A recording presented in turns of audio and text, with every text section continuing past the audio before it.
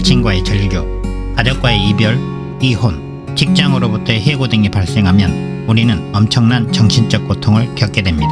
이런 사회관계의 단절은 육체적 고통 못지않은 정신적 고통을 수반하는데, 이번 영상에서는 이런 정신적 고통이 왜 발생하는지와 그에 대한 적절한 반응 방식에 대해 알아보고자 합니다. 우리가 겪게 되는 정신적 고통은 인류가 사회적 뇌를 소유한 영장류로 진화함에 따라 겪게 되는 필연적 결과물로, 정신적 고통을 인지하는 신경체계가 육체적 고통을 감지하는 신경체계와 통일해서 이러한 인간관계의 단절을 우리의 뇌가 육체적 통증과 똑같은 고통으로 처리하기 때문이라고 합니다.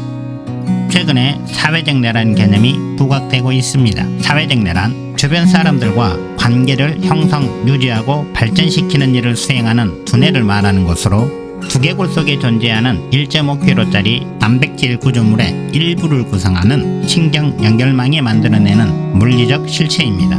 만물의 영장인 우리 인간은 다른 종들과 달리 다른 사람들의 마음을 읽을 수 있고, 그들의 희망과 공포와 동기가 무엇인지를 알아낼 수 있으며, 우리의 삶이 다른 사람들의 삶과 잘 어울리도록 조절할 수 있는 독특한 수행 능력을 가지고 있습니다. 다른 사람들과 접촉하고 연결하고자 하는 인류의 사회적 욕구는 삶의 모든 측면에서 우리의 행동을 결정하는 가장 강력한 힘줄 가운데 하나입니다.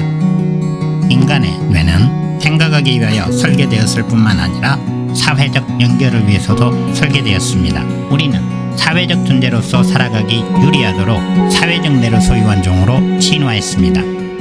우리의 뇌는 사회적 세계에 대해, 그리고 그 세계 안에서 우리가 차지하는 위치에 대해 습관적으로 생각하고, 끊임없이 다른 사람과 관계를 맺고 유지, 발전시키기 위하여 안간힘을 씁니다. 인간이 사회적 동물이라는 말은 인간의 뇌가 다른 사람들과 끊임없이 연결되도록 설계되어 있다는 말입니다. 그래서 다른 사람과의 관계의 단절이 발생하면 우리의 뇌는 그것을 고통으로 처리하여 즉각 반응하도록 되어 있습니다. 인간은 어떻게 타인의 마음을 읽을 수 있는 걸까요?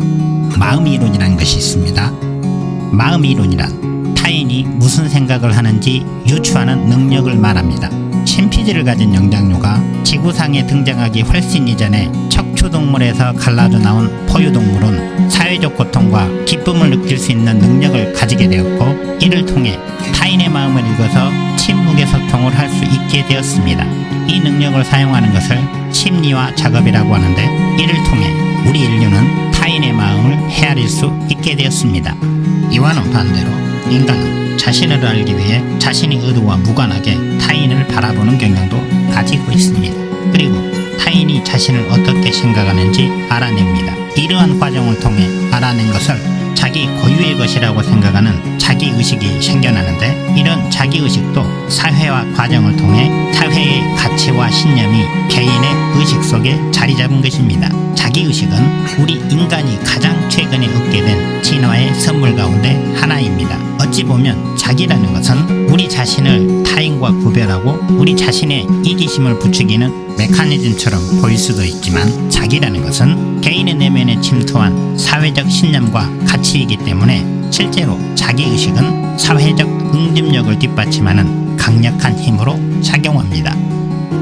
사회적 뇌를 이해하는데 기본 신경망에 대해 알고 있으면 많은 도움이 됩니다. 기본 신경망이란 인간의 뇌가 추론, 기억, 계산 등을 수행할 때 그것에 집중하는 것과는 달리 처리할 과제가 없는 한가한 두뇌의 상태를 기본 신경망이라고 합니다. 뇌가 특정 과제에 몰두하지 않는 이 기본 신경망 상태가 되면 우리의 주의는 자동적으로 사회적 세계로 향하게 된다고 합니다. 자신과 타인 및 서로의 관계에 대해 생각하고 그들과의 사회적 연결을 강화하기 위한 단 한 가지의 기본 과제에 무의식적으로 집중하게 되어 있다는 겁니다. 기본 신경망은 자동 반사적으로 작동할 뿐만 아니라, 이런 사회적 연결의 욕구는 육체의 본능적 욕구만큼이나 근본적이라고 합니다. 그래서 배신이나 실연, 이혼을 당한 사람은 몸이 피곤한데도 잠을 이루지 못하거나 배가 고픔에도 불구하고 식욕이 사라져버리는 것과 같은 육체적 반응을 경험할 수도 있습니다.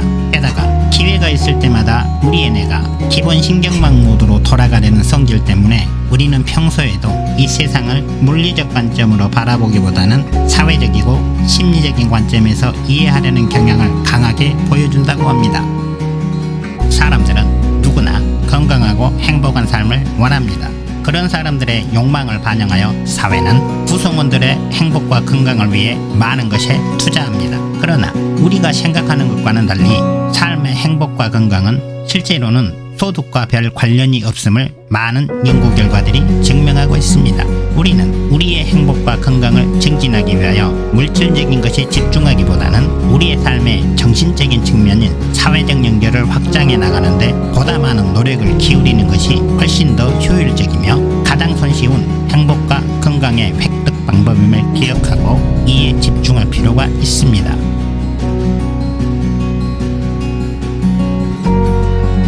개인생활과 관련해서는 친구와 커피 마시기, 이웃과 대화하기, 자원봉사하기 등이 있습니다. 이런 것들은 특별히 많은 비용을 들이지 않으면서도 실질적으로 삶을 변화시킬 수 있는 사회적 연결 확장 방법들입니다.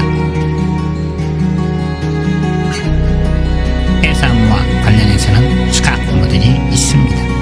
각 직원의 지위를 설정해주고 확실성을 보장해주며 업무의 자율성을 마련해주고 구성원과의 관계를 친밀하게 하면서 대우의 공정함을 확보해주는 사회적 연결장치들을 회사 내에 확립해주면 실제로 업무 성과가 획기적으로 향상된다고 합니다.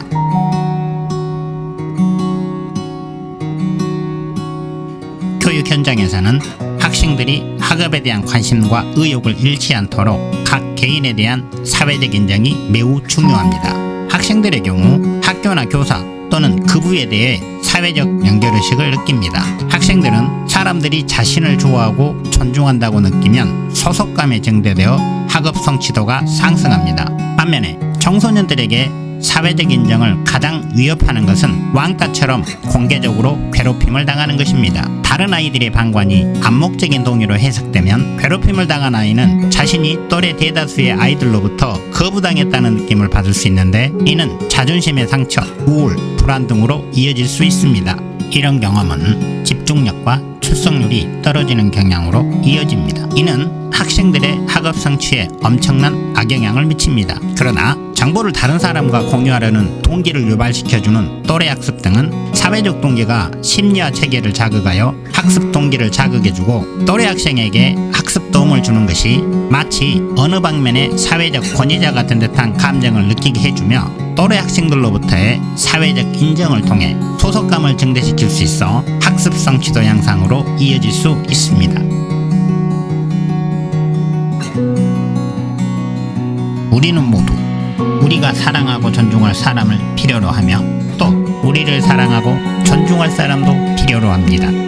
테레사 수녀는 타인과 함께하지 않는 삶이야말로 인간이 경험할 수 있는 최악의 질병이라고 말했습니다. 인간의 사회적 관계에 대한 욕구는 생존을 보장해주고 삶이 끝나는 날까지 우리를 인도해주는 나침반 같은 것으로서 음식물에 대한 욕구와 맞먹는 우리의 본능 그 자체입니다. 앞에서 소개한 사회적 연결 확충 내용 등을 참고하여 보다 나은 사회적 관계를 형성하고 유지 발전시켜서 모두들 행복하고 건강한 삶을 살기를 기원하면서 오늘의 영상을 마치겠습니다.